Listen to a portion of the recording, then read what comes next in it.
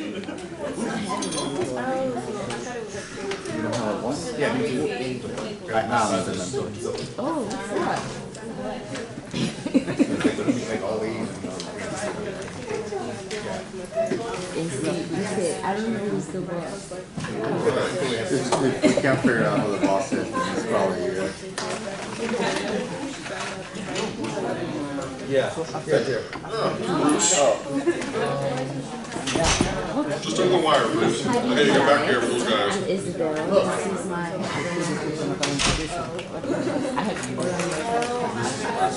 Hey, what's up, boys? Early, man. I'm not in your group anymore. Sorry. That was fun.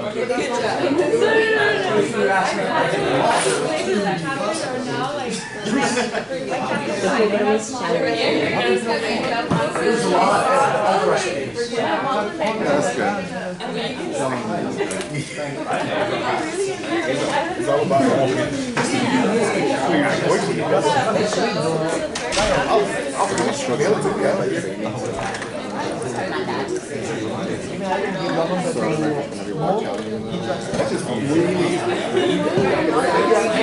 oh yeah.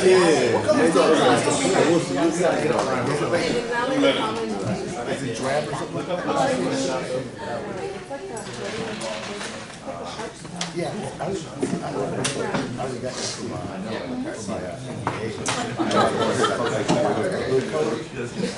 if it's the same one, I already got it.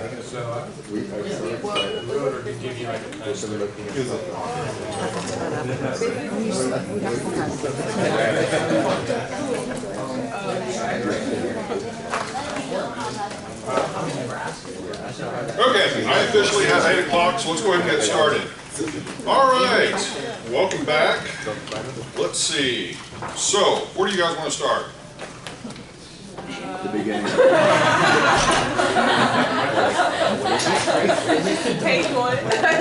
Okay, so let's talk a little bit about what this class is. Obviously, if you don't know already, with all the emails I've been forwarding to you over the past couple of months, this is pretty much the project class, all right? And for this project, you're going to be doing a variety of different sort of data collection sorts of things, putting that information together, kind of analyzing it, and then ultimately repackaging it and presenting it.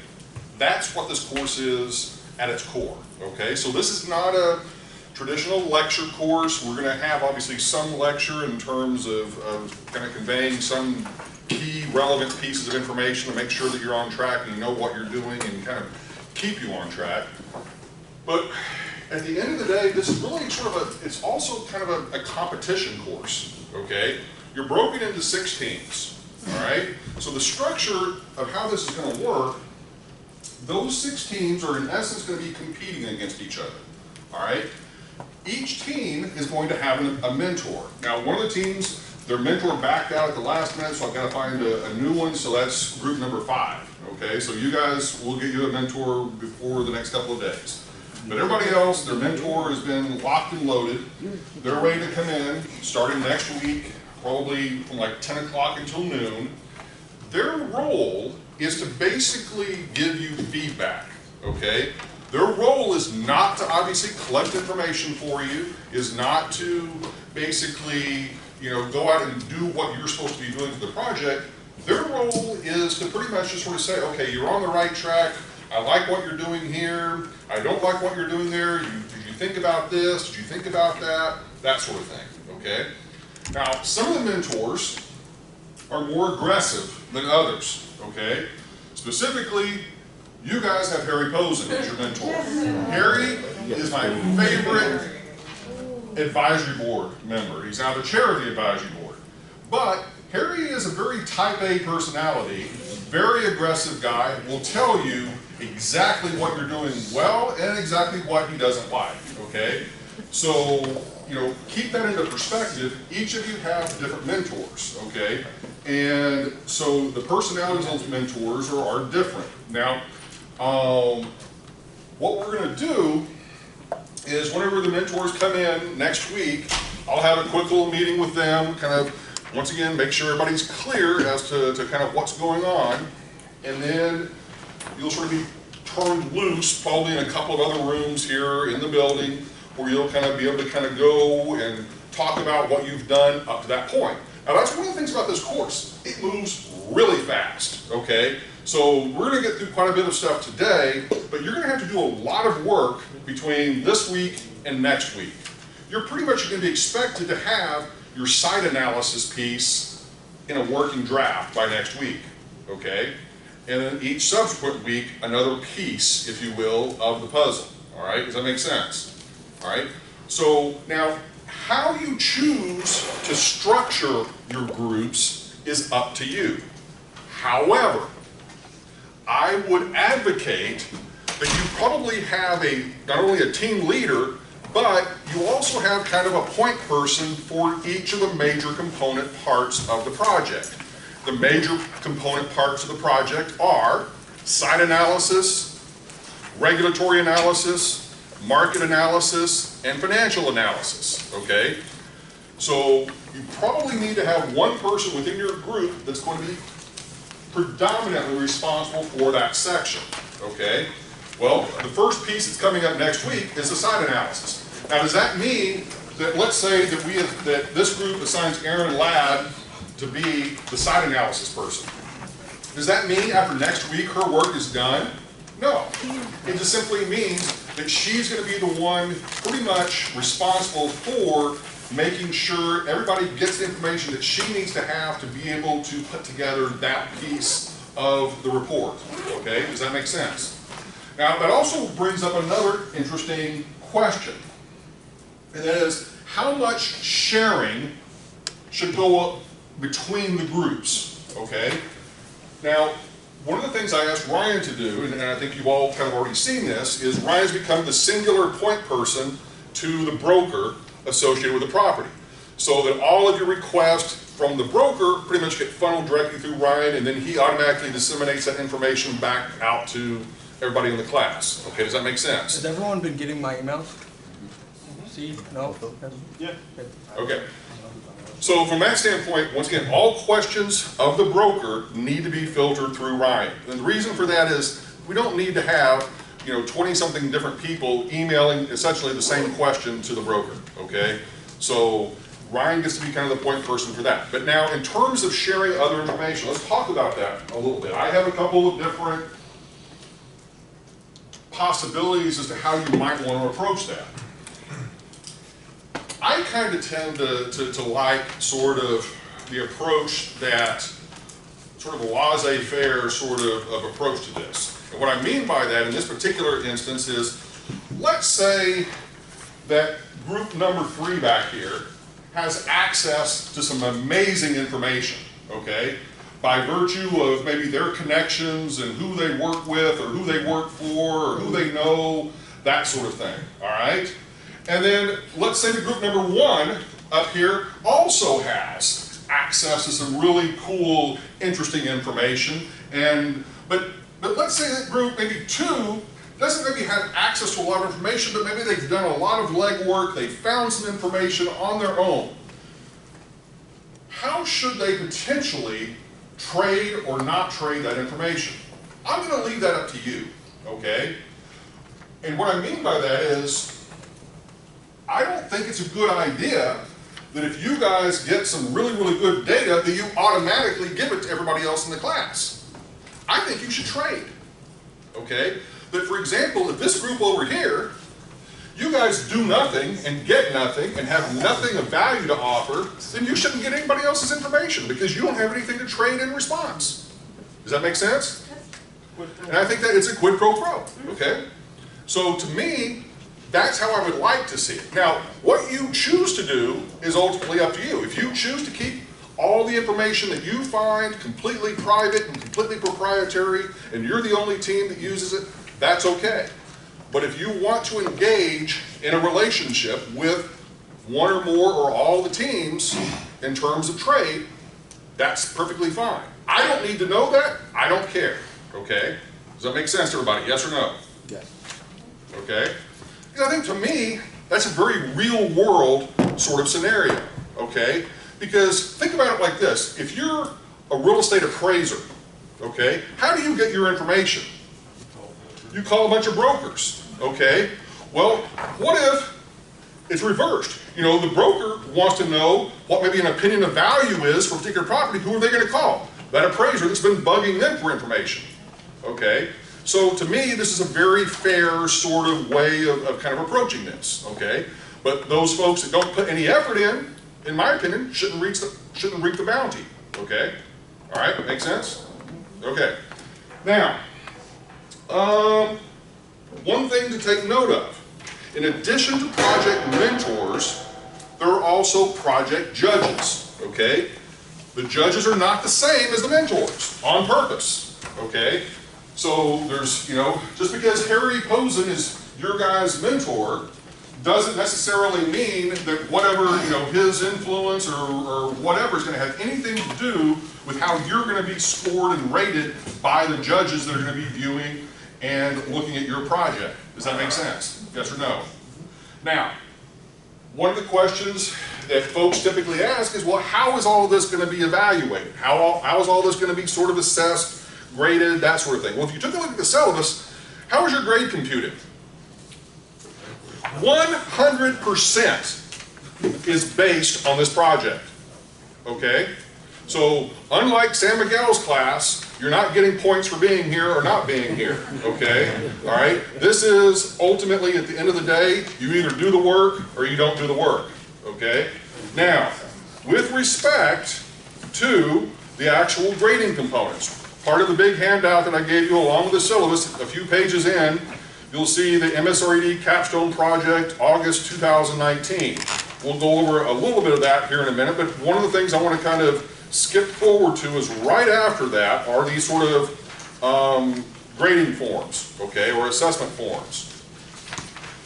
The first one starts out, this is the oral presentation, okay? So 30% of your grade, 30% of the score is based on the oral presentation of each member of the group. Now, what typically happens is that every member of your group needs to be a part of the oral presentation, okay?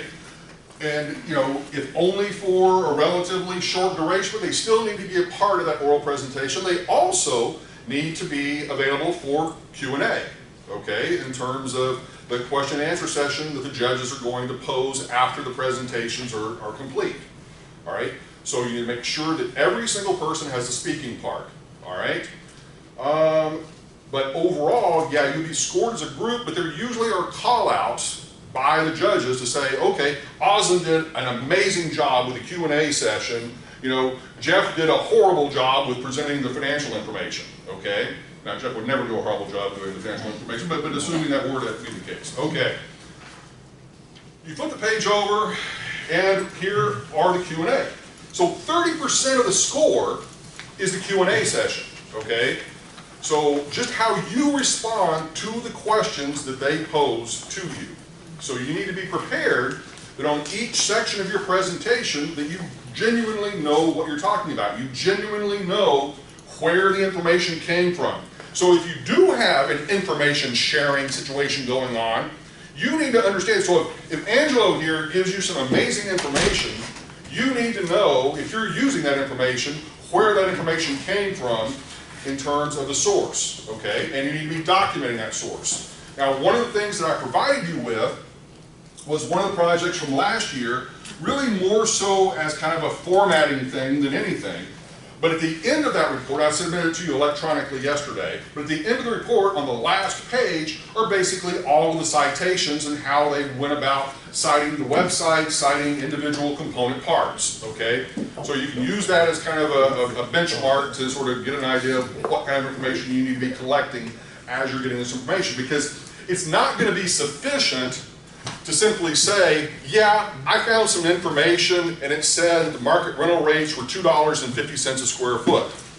Okay, where did you get that information? Okay, did you collect it yourself? Did you call up a bunch of different folks? You know, how did you get that information? All right, and then lastly, the remaining 40%, as you see, is the written submission. Okay? So what will happen with the written submission, you're going to have that done a full week prior to the actual presentations on August the 17th. So the written piece will be due on August, basically the 10th or the 11th, I think it is. I can't remember now what I put in the... I think it's the 4th. 10th is presentation. Okay, the 10th? It's the 4th. We said not the 4th. No, whatever it was I put in there. Hold on. Let me go back to it. Presentation.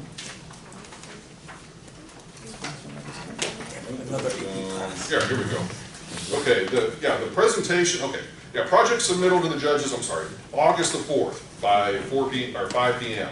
All right, and so what you'll do there is you'll email that to me by 5 p.m. and then I will immediately then email it to all of the judges. And all we need there is just a PDF of the project, much like the one that I sent you yesterday via email, okay? We don't need your PowerPoint slides, okay?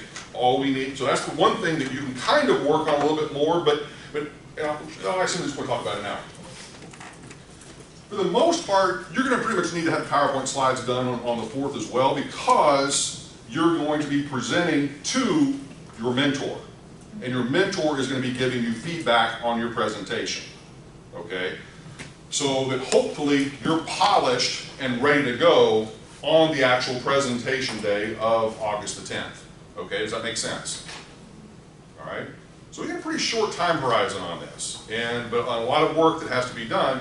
But my goal is to try to obviously give you as much information to kind of get you focused, get you structured, hopefully answer as many questions as I can, and then sort of let you loose and do your thing, okay? All right. Let's see, what else should I mention that is... So once again, with those 6 judges that are actually going to be coming in, so what I will do is I will take a look at the scores that the judges submit. Now usually, as a matter of practice, and it's not like they're intentionally trying to be mean, nasty, or whatever, but these folks are brutal, okay? And when I say they're brutal, it's not a situation of, just kind of pat you on the back and sort of say, great job, They're going to be tearing you apart, okay? And that is pretty much their role, is to point out everything that you have not done, but also give you some kudos for the things that you have done and have done well. But they're trying to be as realistic as possible. These are folks that are actually in the industry doing this for a living and want to try to give you as constructive feedback as possible. Now, what that usually translates into as a matter of practice is the scores that they usually end up giving are in the 50s and the 60s, okay? All right, well, if that was the case, pretty much everybody would fail, all right? So usually what I've got to do is kind of take a look at everything once I get everything in tandem, and then usually do some sort of an adjustment to then sort of say, okay, the best group overall, we're going to potentially give an A to, and so forth, so on, okay? But at the same time, I think you should take their scores to heart, because they are pretty much a very brutal assessment of what you have done well as what you have not done well, okay?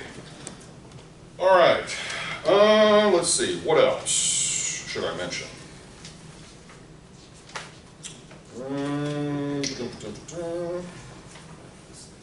So in this handout on the actual project itself, it pretty much gives you the things that you need to do kind of section by section, all right?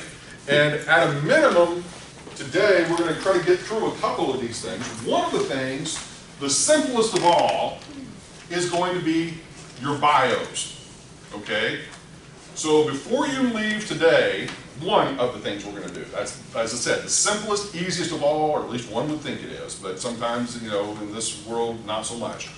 But by the time that we leave today, you and your group leader is going to get a picture of each of you, and you're going to write your complete bio. It doesn't need to be long, just needs to be probably 3 or 4 or 5 sentences. And the reason for that is then your group leader is going to send that to me, and I'm going to send it to your mentor, okay? So that your mentor has an idea of who you are.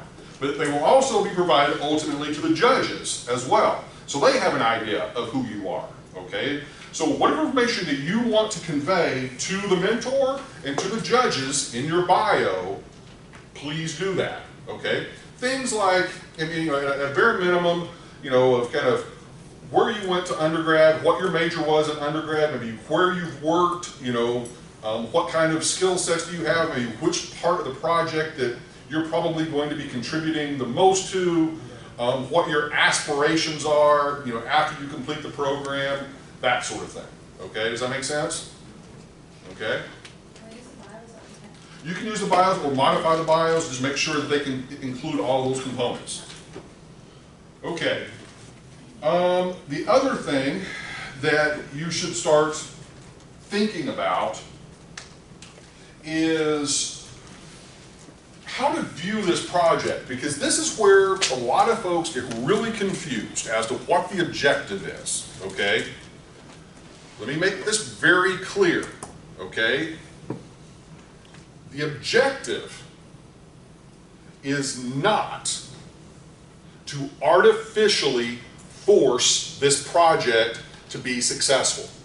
Do you hear me on that? The objective is not to artificially force this project to be successful. Now, what do I mean by that? What I mean is, if you go through this analysis, and you go through each of the component parts of the site analysis, and the regulatory analysis, and the market analysis, and the financial analysis, and any one of those 4 analyses comes back and in essence says, this project won't work for these reasons, you need to say that. And then you need to say, basically, the project is dead. Okay? Does that make sense? Okay? Because artificially, sort of just saying, yeah, this is a great idea, this is a great project, no issues, no problems, everything is wonderful, all, you know, rainbows and unicorns and things like, no, that's not what this needs to be. This is not a sales packet, okay? This is not you as a broker trying to sell a property, okay? This is you as an analyst trying to convey your expert opinion as to whether or not this particular site makes sense for this particular use under these sort of market conditions and regulatory environment. Does that make sense, everybody? Yes or no? Okay? Also, another piece of this that you need to keep in the back of your mind.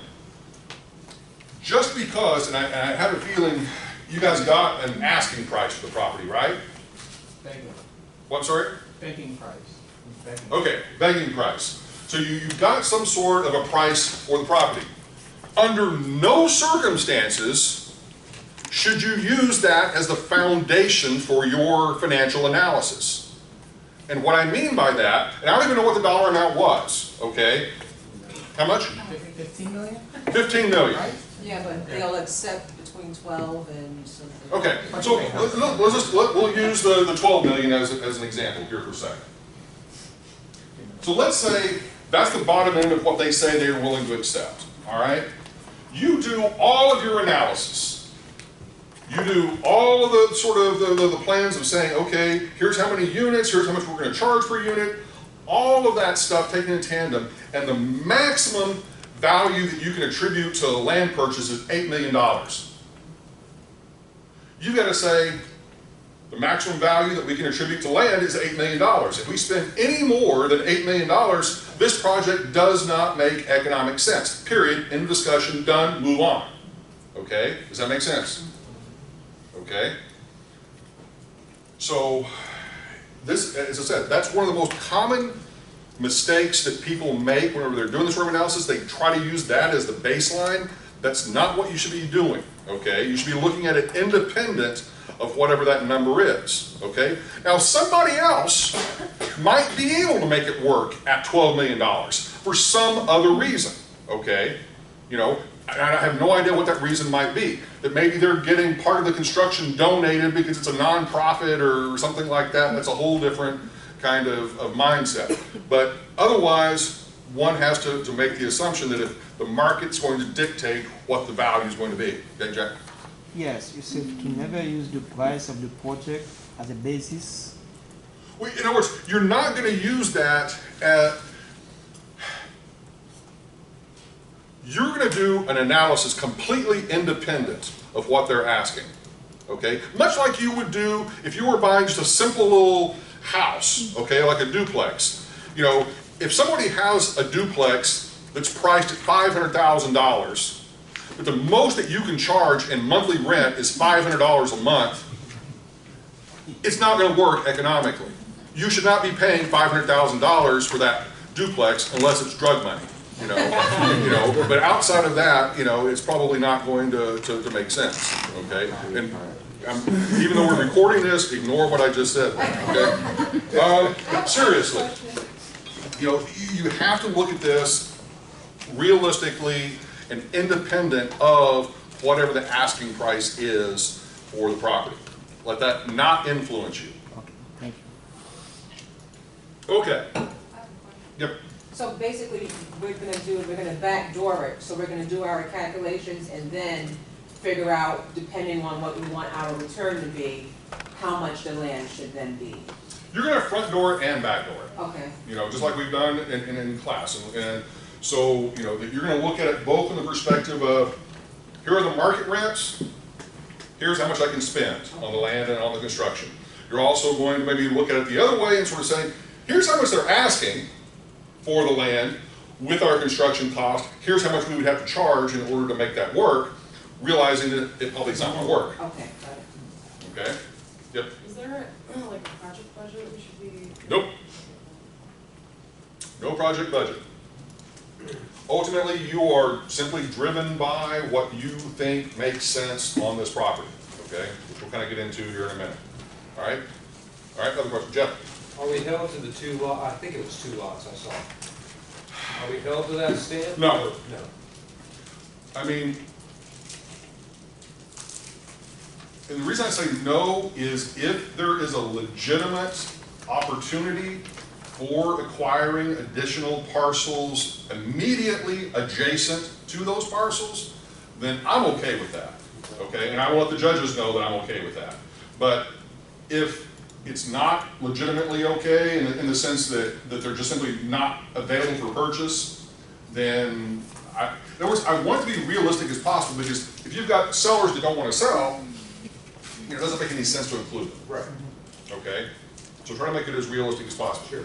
They're All gonna right. call us thinking there's interest on the property, thinking that, oh, everyone, and it's just gonna Yeah, be. That's gonna be. be very, very, very careful Right. about the phone calls that you make and the inquiries that you make to whoever you make them to. And as I said, we don't want 6 different groups or 20-something different people making those same inquiries to whoever, okay? So try, if you can, if you're going to be making phone calls or making inquiries to different folks, I would say can we agree to maybe at least let Ryan know who you're planning on calling? You don't necessarily that he has to make the call, but just so that he can kind of document that maybe their call is being made. I'm trying to think of a good way to do this. What I don't want to have happen is, for example, some of you are going to be compelled to want to call the city of Fort Lauderdale, in terms of the planning department, all right? That's okay, but we don't need to have 20-something different people calling the planning department getting basically the same information. You follow me? Yeah. Okay, so I would like to think that you guys can figure out some sort of a way to at least, collaborate on that, okay? And then once again, this gets back to maybe even the data trading thing, that, one group says, okay, we'll go out there, we'll get all the information from the planning office, and then we'll make that available for trade to everybody else. Okay? All right? Okay, other questions? If there's, and I apologize if this was already asked, but if there's like-kind properties in the vicinity that could be competitive, do we include that in the analysis? Yeah, you're going to, in terms of the analysis, you are going to be looking at competing properties, both ones that are constructed as well as those that are permitted and or under construction. And we're going to talk about that a little bit as well. Okay? All right. Other questions before we kind of move on forward? Well, to clarify, but like if there's other potential development sites Well, you're not going to focus so much on those other development sites, other than if you want to include them in an inventory of here are some other available development sites within a 2 or 3, 4 block area. Okay. All right. As I sent you yesterday, a quick little video of the property, or the two properties that are across the street from each other. So if you didn't already look at it, I'll just kind of point out just to make sure it's clear. So this building here is not included, and the property line begins pretty much here, or the property on the south. It's pretty well cleared except for the trees. Goes pretty much all the way to this other hedge line. And the other property is behind this fence. There's obviously immediately adjacent to multi-structure or multi-story building there, all the way to this fence line. Okay? So it's kind of in the middle of the block. All right, and there are buildings on the end that obviously, so it's in my opinion, at present, it's not the most ideal sort of surroundings, immediate property uses. Now, has there been a lot of activity down in that area? Absolutely. Is there a lot of activity in that area? Yes. Okay, and let's talk about that for a minute. So, just on the surface, let's just kind of think about this for a couple minutes. Now, more than likely, the targeted use for this property, which you're pretty much going to be determining, is it's probably going to be multifamily residential, okay? That's going to be kind of the mindset you're probably going to be going in with this, because it doesn't make sense for it to be office, doesn't really make sense for it to be retail, except maybe some sort of periphery retail, maybe on the first floor, like a bar, restaurant, kind of, something or another, but even that becomes problematic because of parking and whatnot. So the reality is you're pretty much, for the most part, stuck with this being some sort of a residential tower. Okay. Now, that said, any of you that have looked at downtown Fort Lauderdale within the past 6 months or so, how many cranes would you say are populating the skyline of downtown Fort Lauderdale? I counted the other day, and I think I counted close to 13. Okay? So, if you think about that, and each one of those, potentially represents at least one project or so, being constructed in one phase or another, but also, keeping in mind, there have been a number of residential projects that have recently come online within that general area, Flagler Village and Los Olas and so forth. My initial concern kind of going into this project is it's probably overbuilt or going to be soon overbuilt. Now, that is just a theory, okay? That's just a simple, sort of educated guess, okay? But that's not sufficient, okay, to base your project and the life or death of your project on that gut feeling, is what I'm saying, okay? I mean, yeah, we see a lot of projects down there, a lot of stuff being built, but the questions that you've got to answer in your analysis, on the market analysis piece, is how many new projects have been built, where are they in relationship to your project, what are the rent rates that they're charging, what are their occupancy rates, and also look at the permits that have been pulled for the city of Fort Lauderdale for proposed projects within that same sort of market area, and to get a sense for what's really sort of beginning to kind of hit the road. Because ultimately, at the end of the day, you've got to sort of make your determination is, with all of this new stuff that's coming on market, is there sufficient demand for that product? Because if there's not sufficient demand, not only should you not build this particular project, but you also would need to sort of say, well, what sort of impact is it going to have on these asking rents for these other properties that are all sort of, once again, coming online simultaneously?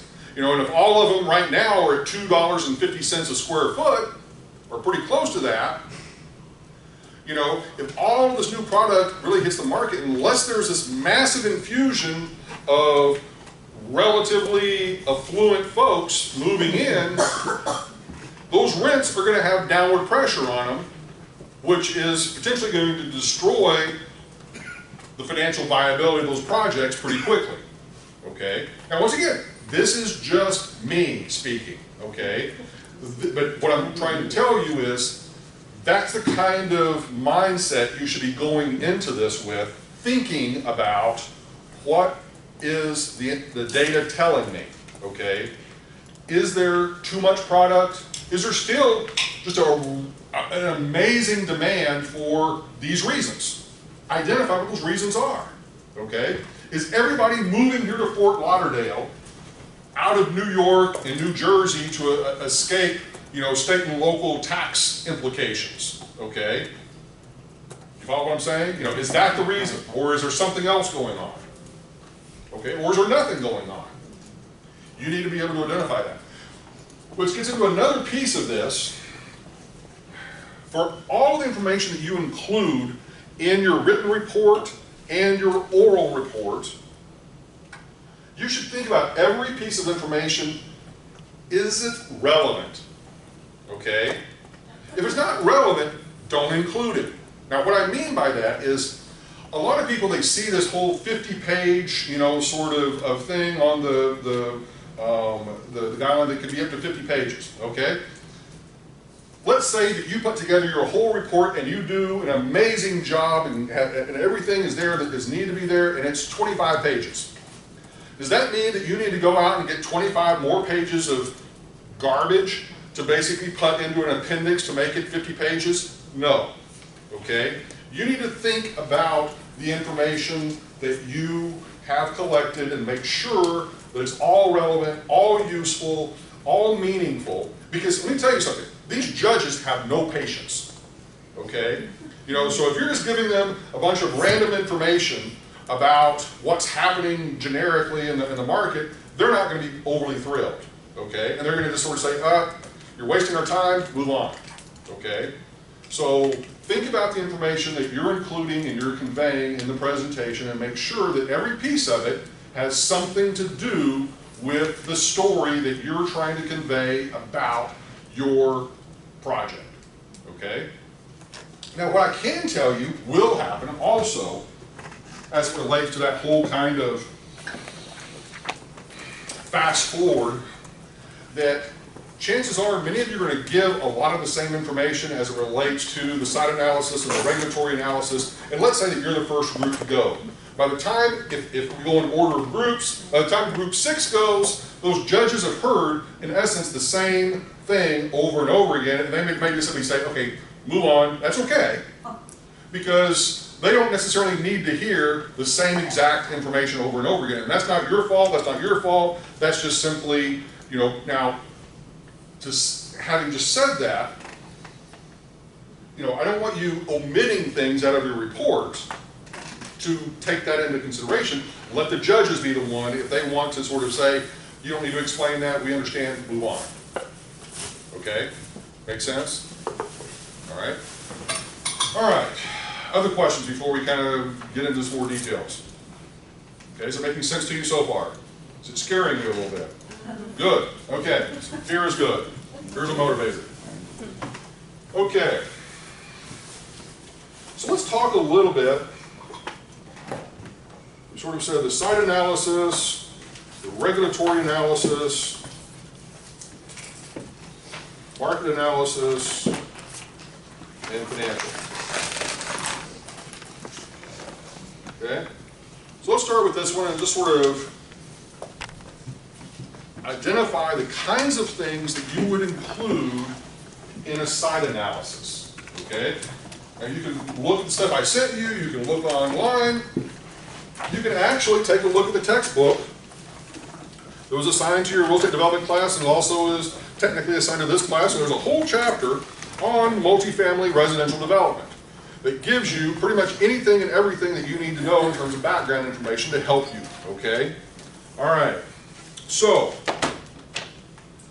I'm asking you, what sorts of things would you think would go into a site analysis at a minimum? Give me some things. Soil?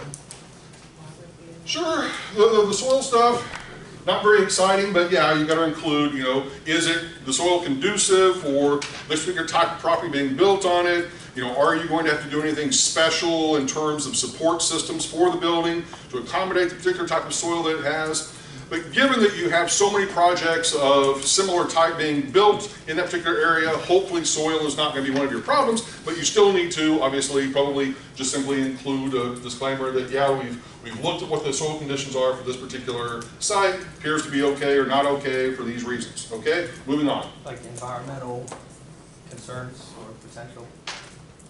Okay, so environmental stuff, hopefully, with both of these sites being, for the most part, clean, you're not going to have a whole lot, but at the same time, there could have been, and once again, I don't know any more than you know at this point in time about the site. You know, what was there before? You know, were there, you know, I doubt very seriously, because of the location of them, there was anything obnoxious there, that you probably didn't have underground storage tanks for gasoline, you probably didn't have, you know, a laundry facility with cleaning chemicals being dumped into the underground system. You probably, you know, so I mean, those kinds of normal environmental contaminants are probably not there, so you're probably not going to be overly concerned about that, but nonetheless, you know, that may be an issue. Now, one thing on the environmental side, on the site analysis, if you noticed with the little video, you've got some existing trees there, okay? That can pose a little bit of an issue, okay? In the sense that if you get rid of those trees, remove those trees, how much is that going to cost you? Is that regulatory though? Yes. And then well, it's site and regulatory. Right, and then okay, it's site in the sense that they exist. It's regulatory in the sense of what am I have to do to remediate, which also then comes into your financial analysis of what does that cost. Right. Okay, so yes, some things like that kind of overlap. Okay. All right, other things in the site analysis. Okay, utilities. Now on the utilities, hopefully there's sufficient access to power on the site, but the one that you have to be a little bit worried about is water and sewer capacity, okay? Because with that increased density that has taken place within that area over the past 5 to 10 years, you've got a lot of extra capacity that has been literally dumped into the system, okay? And that can be a problem because the city could say, okay, look, you're building this new project. As a result of you building this new project, we're going to have to expand the water lines and the sewer lines for this area, and we're going to charge you for that. Okay? So you may want to make sure that you thoroughly just at least ask those questions if there are going to be any issues, problems as it relates to utilities. Okay, what else? Easements. I'm sorry, easements. All right, so here, are there any quirky, whether it's utility easements or, you know, in other words, that you've got power lines running across the property, you've got some sort of undisclosed sort of gas lines, water lines, whatever underneath the property that could be problematic that you can't build on top of. Also, do you have any easements in the sense that adjacent property owners would have access to that property for some reason, you know, once again, dating back several years that you may need to sort of be aware of and potentially remediate in terms of some sort of a quick claim deed, sort of giving up those easements and move on. Okay, what else? Flooding, is it prone to flooding? Yeah, once again, get into flood maps. Well, I would also be intrigued to see what's happening with everything that's surrounding it, how that's affecting it when it rains in the other buildings and how. Permeability. Yep. Basically, you once again probably collect flood maps, you know, and sort of see what the 100-year floodplain. I mean, obviously, this part of Florida, you know, almost everything is potential, you know, is a problem. But nonetheless, it's not a bad idea to go ahead and at least collect that information. Okay, what else? Okay, at a bare minimum, don't you think you want a map of the site, showing where the site is? And you probably want to have not only a street map, but you want to have some sort of a plat map. Okay, what is a plat map? A plat map is going to show you, for the most part, where a lot of those easements may be, also where maybe some of the utility lines are. It's going to show you where the property lines are. It's going to, you know, potentially show you setback requirements in terms of how close to the property line you can actually build, those sorts of things, okay? So you're probably gonna need to get yourself a copy of the plat maps for those two sites, okay? All right? In addition to the maps, you've already got some aerial shots, but you probably want to make sure that whether you use one of the ones that he provided or you get your own, that's perfectly up to you, okay? Now, on the site analysis, you may want to do what I did, not necessarily use mine, because mine I just shot in like 3 seconds. I'm not saying it's not okay, but you may want to get a short video of the site and the surrounding area, okay? I mean, with the technology that you guys have and as experienced as you are in terms of your social media and Instagram lifestyles, I would think you know how to get some video and potentially pop it into your project in a meaningful way, okay? So you might want to think about some sort of video shots. You've got a drone, what the heck, use it, okay? Yeah. All right. But, let me make sure that I'm very clear on this. Be careful that you don't get caught up in trying to be cute, okay, in the presentation and the project. These judges don't go for cute, okay, in the sense that they're not going to be impressed if you try to do something funny. They're probably going to not take that well, okay? They're treating this, as they should, as a legitimately professional project. Not to say there can't be some humor infused into it, that's okay, but you got to be careful on that, okay? Don't go overboard, all right? So, but with the video, you know, keep it professional, you know, keep the content of it hopefully you know, useful and directly relevant. Okay, what else on the site? Obviously we said video, we said pictures of the site. Other things. Transportation corridors? Okay. Zoning? That's going to come into regulatory. So the site, think about the site, once again, locational attributes. And specifically, locational attributes that would be of benefit to someone living or occupying that space. In other words, what is it about that particular location that's special? Okay, like for example, walkability scores.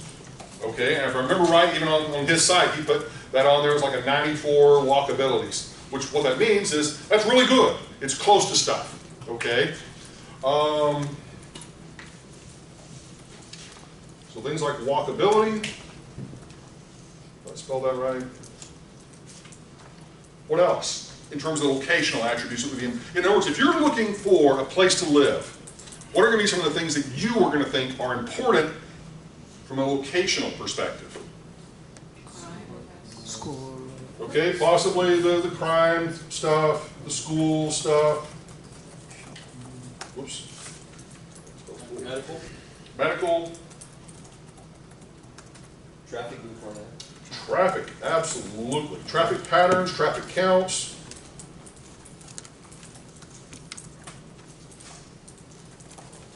Almost like some air quality, I think was like elevated. I don't know if that's going to be a huge discerning factor, but I mean, I understand where you're going with that, but it's not. I mean, I suppose if you were living next to some sort of an industrial use that was really obnoxious, then that might be a concern, but that particular area of town, I'm not really 100% sure that's going to be a big discerning factor.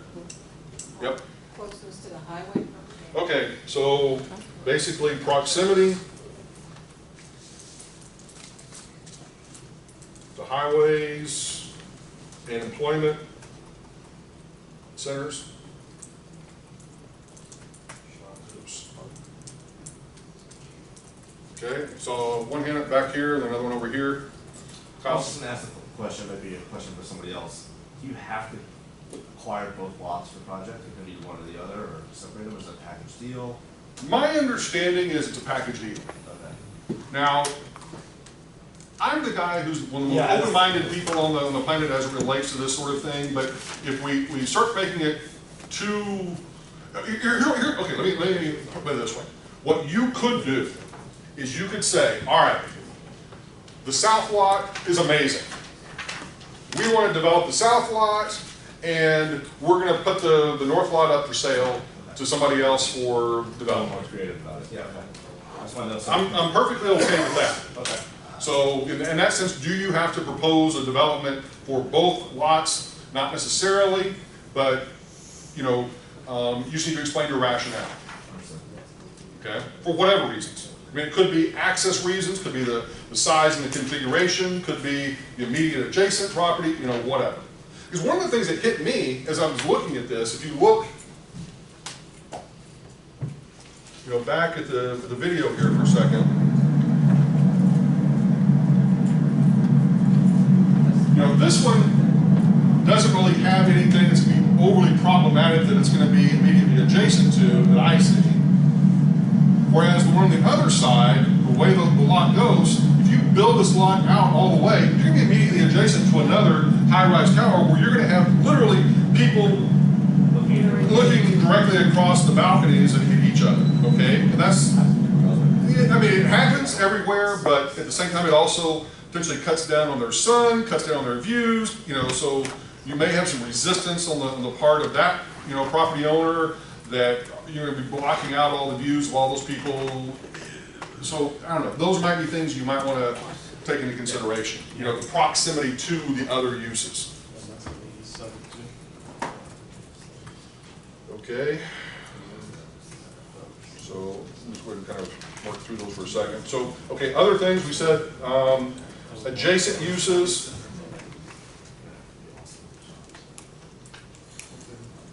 Okay, things like basically sunlight concerns.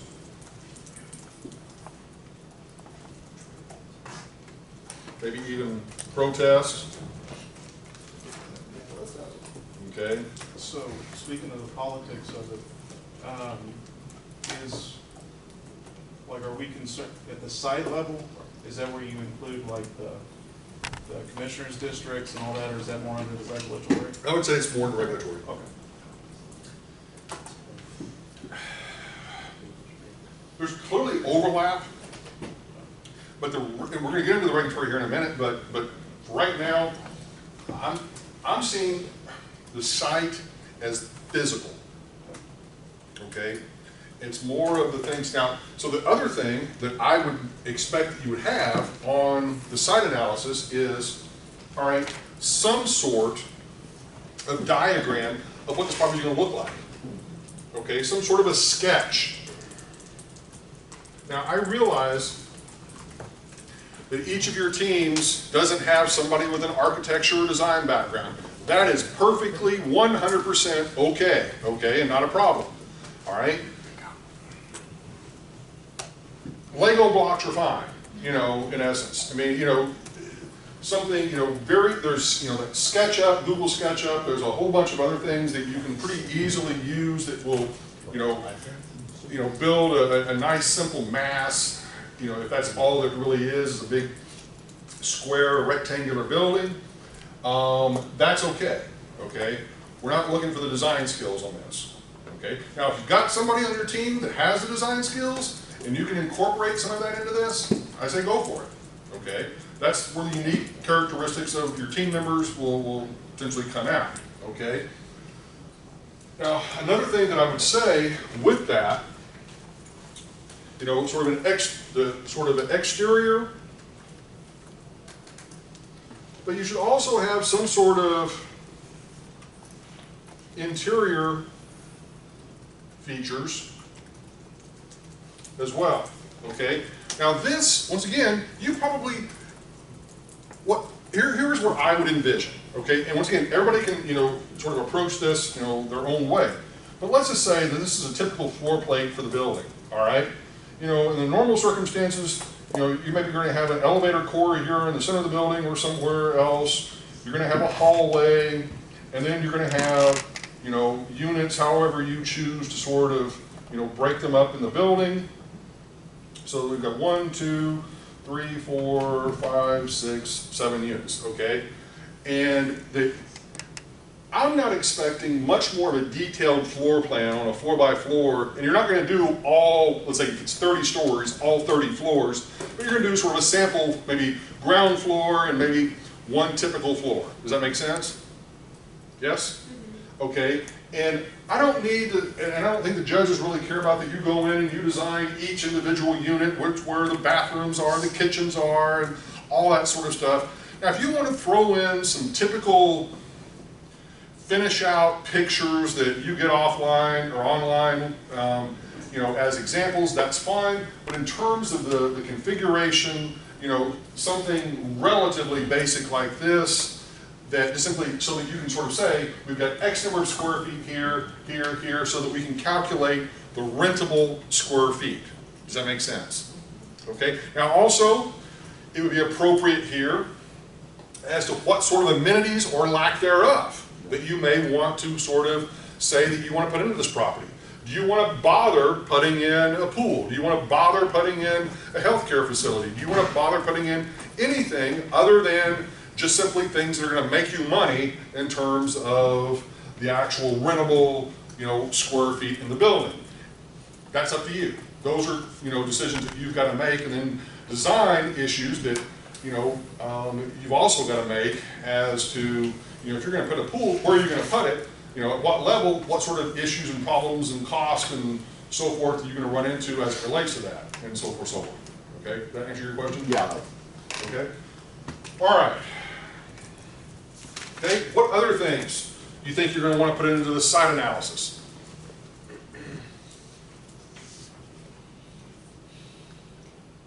Parking, no? Yes. I guarantee if you leave out the parking piece, you are going to get some major criticism, okay? So you've got to come up with a rationale as to your parking scheme. Where it's going to be located, you know, how many spaces, how they're going to be allocated, is it going to be an additional cost? Are you going to be, you know, trying to look at this as the project of the future, that everyone's going to do driverless Ubers everywhere, you know, whatever your thoughts are as it relates to this, you know, you've got to obviously convey that, okay? Yep. In terms of costs, like for parking, for example, or even Yep. for putting a pool, if you wanted to say, I want to put a pool on Yep. 30th floor, how right do we need to be in terms of costs? Like, do you? I think you need to be reasonable. Okay. And what I mean by that is you need to clearly ask some sort of a source Okay. that's in the construction industry, and I think you need to verify it with some sort of an online costing system, okay? So that you've got at least some basis for being able to say that if we put a pool up on the 30th floor of this building, it's going to cost us this amount because of all the structural and mechanical and safety and Especially with the DC. yeah, and get some basic questions answered. Okay? And once again, it doesn't have to be 100% precise, but at least you're in the ballpark. You know, in other words, here's what you would not be doing, okay?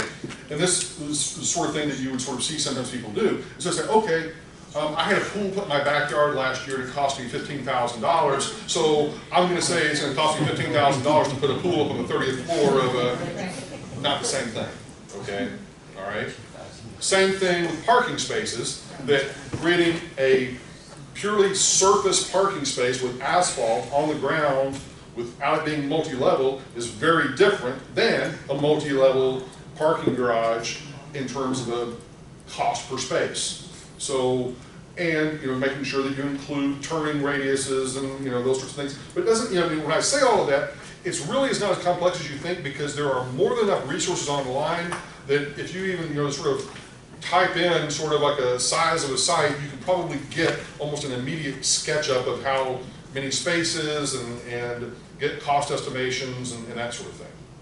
Okay? Yep, Bruce. We talked about the density requirements of the site. The what, I'm sorry, requirements? The density requirements of the site, like what can be built. Density, yes. So one of the very first things that, and to a certain extent, the part of the information packet gave you some guidelines as to kind of what, you know, one plan was for the property in terms of density.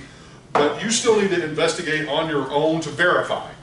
Trust but verify, you know, and see if there are additional things that may come to light, okay? I'm going to be honest, I have no connection with this property whatsoever. I don't know anything more than you know other than what I have read. I'm saying all that as a preface about what I'm about to say. It is slightly suspicious to me that you have this site available for sale with this set of plans that have already been kind of prepared for the site. To me, that sets off some alarm bells that maybe something was planned, they got so far, and then something bad happened. Okay? And what I mean by that is, maybe they found out they couldn't do what they thought they wanted to do on the site because of a regulatory reason. Maybe they found out they couldn't do what they wanted to do because maybe they weren't able to get the financing that they thought they were going to get.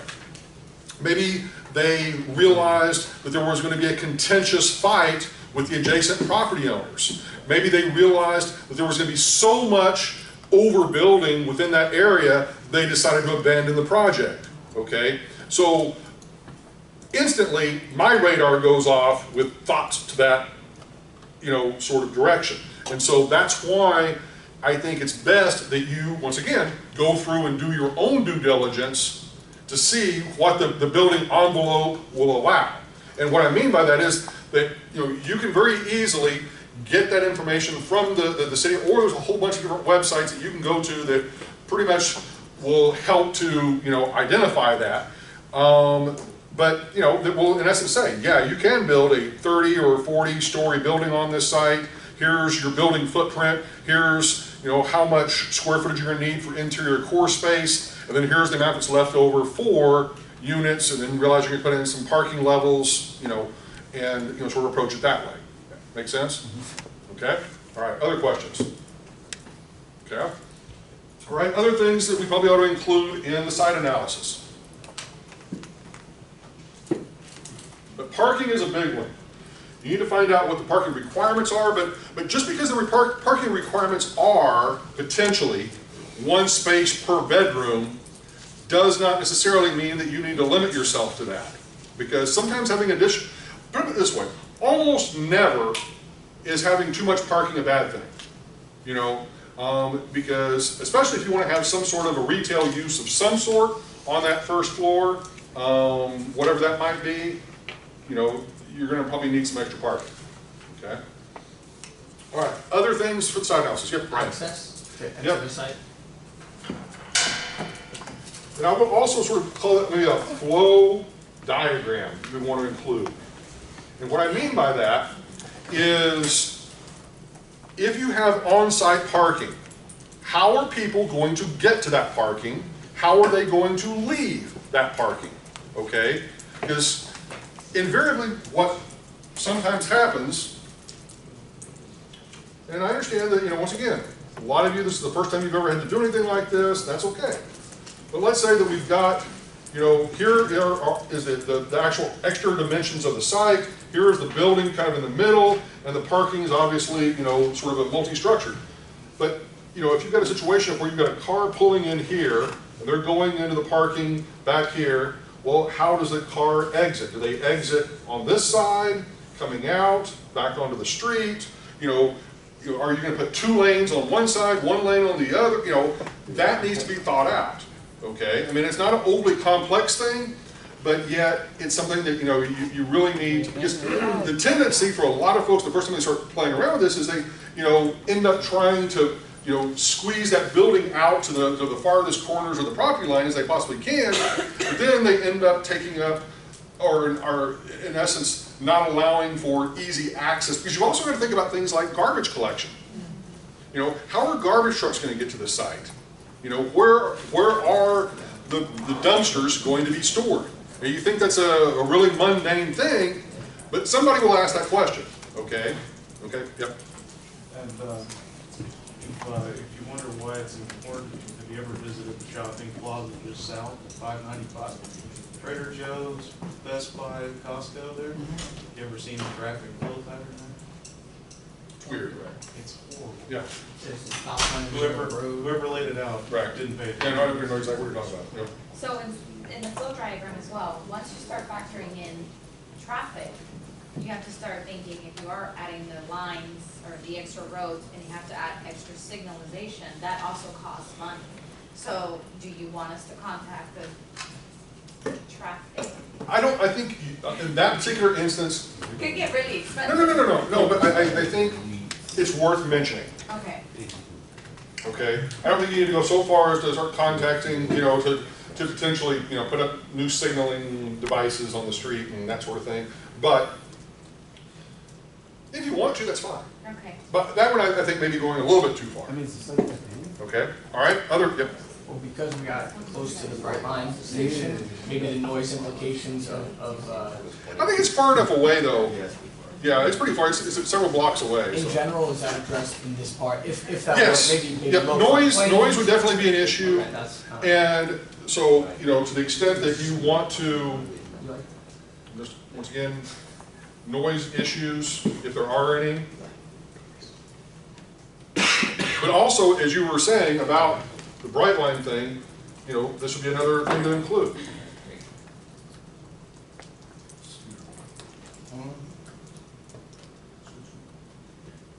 Okay. Okay. And access to scooters.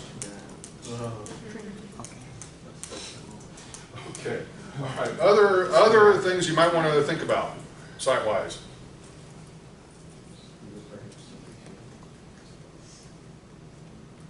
I know this list is getting longer and longer and longer, which is okay. Here's another thing. You want to include the parts that are relevant. Okay, so think of like each of these that we're putting up here as maybe, a few sentences or a paragraph or whatever with maybe a picture or a diagram, kind of thing, associated with it, organized however you choose to organize it. You can probably immediately hop online and find a gazillion examples of how to do a site analysis and what to include in a site analysis and that sort of thing. And that's where I want you to exercise your own creative freedom, but yet at the same time, say, before you include it, is it relevant? And why is it relevant? Okay? Just to include it, not a good idea. Okay? Angelo. How are you going about creating a sense of place? Okay? There you go. So some of the design, sort of, okay, sense of place. It's hard to say without the It's hard. No, I mean, Comes in my head. and it also could be, well, because another piece of this, actually, landscaping requirements.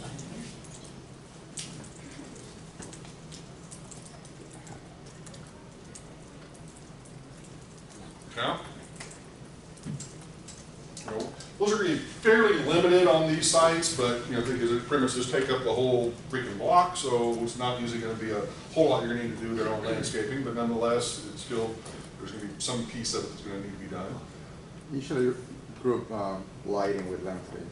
Yep.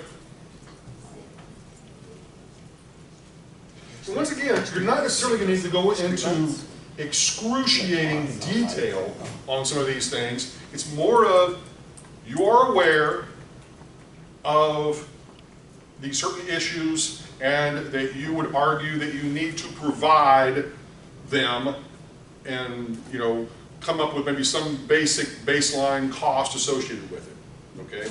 Most of the folks on the judging panel aren't going to get into your numbers in a, what I would call, intricate way. They're going to get into your numbers in what I would call gross mistakes, okay? Now what I mean by gross mistakes would be that if, I don't know, your construction costs for this property should be, let's say, $150 million. And you're saying they should be $20 million. They're probably going to say, how in the world did you come up with that number? Do you follow me? okay? Now, if it should be 150 million and you're at 130 million, they're probably not gonna scream at you, okay? You follow? I mean, you know, it's just like plus or minus 15, 20%, you know, is not gonna probably cause them to jump out of their chair, okay? But the same thing on the rental rates. You know, if you're pretty much showing, and they pretty much know that most rental rates in that area are $2.50 a square foot, and you're showing your rental rates to be $3 or $3.50 a square foot, they're gonna be, what are you smoking? You know, because you know, it just doesn't make any sense unless your project has something dramatically different about it than everything else, okay? Or you've priced it, you know, dramatically less than $2.50 or whatever the number is, you know, per square foot, okay? Make sense? Okay. All right, any other side issues? Okay, you feel pretty good about that list? Okay. All right, so there you've got, I think, a pretty good framework for what you need to be collecting and what you need to be doing for next week. In other words, you need to be collecting this information today and over the next week and package it in a way that is presentable in both written form and potentially a few PowerPoint slides. Now, this also gets to the presentation piece of this. And if you follow my advice and you sort of do this piecemeal, you're going to be much happier. Because if you try to wait and do all of this the week before it's due, you're going to kill each other, okay? Trust me, I've been doing this a long time. This is actually, I was actually just thinking about this the other day. I started teaching this course in 1989, 30 years ago, okay? So trust me, I know what I'm doing, okay? Whenever I'm telling you how to do this and how to approach it, all right? So with the project, what I would do is next week I would get a rough draft of the site analysis with these components in there. You may not have every piece, there's going to be maybe a few missing pieces, that's okay. But force yourself to try to collect that information this week and get it in there, okay? And I would do the same thing about the PowerPoint slides. Now, that was what I was about to say. You're going to be doing roughly a 20-minute presentation, roughly, okay? And no more than 20 minutes. Let me make sure that's clear, all right? Now, if there's 6 groups, you think about this, what we want to do is pretty much keep it all self-contained within that 4-hour block, all right? So if you really think about it, if we allow 20 minutes for the presentation and then maybe another 20 minutes or so for Q&A and then another break or two thrown in there, that eats up our 4 hours pretty quickly, okay? You follow me? All right, so think about that 20 minutes for a second. Now, in terms of slides, a couple of things that we need to talk about here. We'll take a break here in about 9:30. Number one, what is probably not only my pet peeve, Wertzer's pet peeve, and anybody else that sits through a presentation's pet peeve as it relates to PowerPoint slides? No black background. Probably no black backgrounds, and what else? And font size, okay? I'm 51 years old, and if I'm going to sit back there on the back row, I need to be able to read every single word, every single number that you put up here on the screen, okay?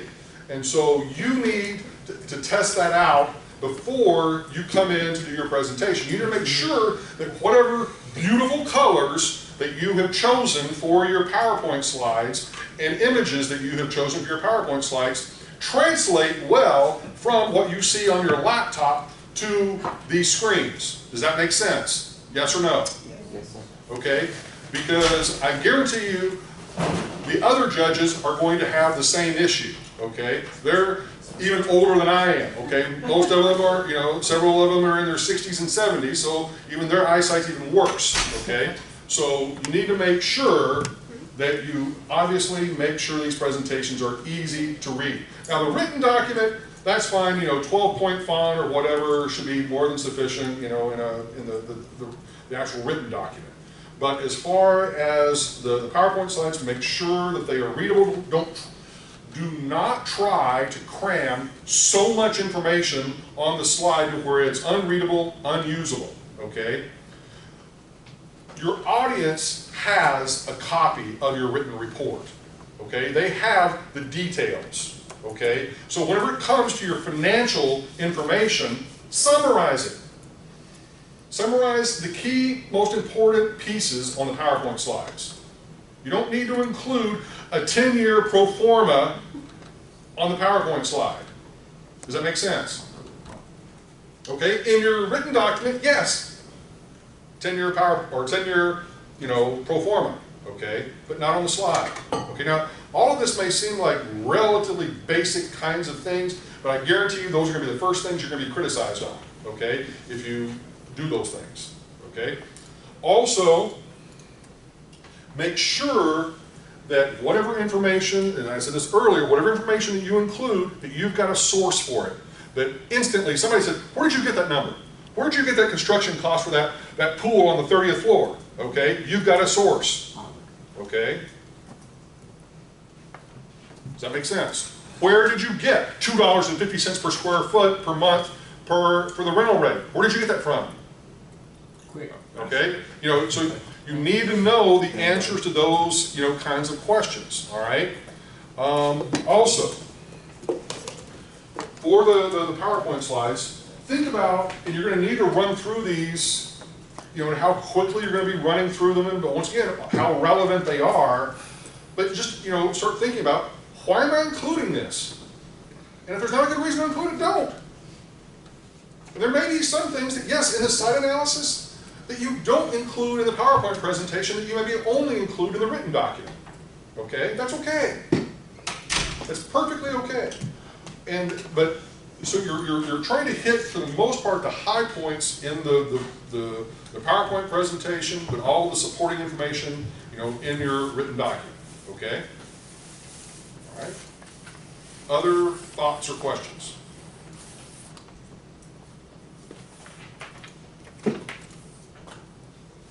Okay, let's do this before I get started on the other component parts of this. Go ahead and take about a 10-minute break, give you a chance to walk around, grab a Red Bull, whatever. Not for my personal snacks, but somewhere else.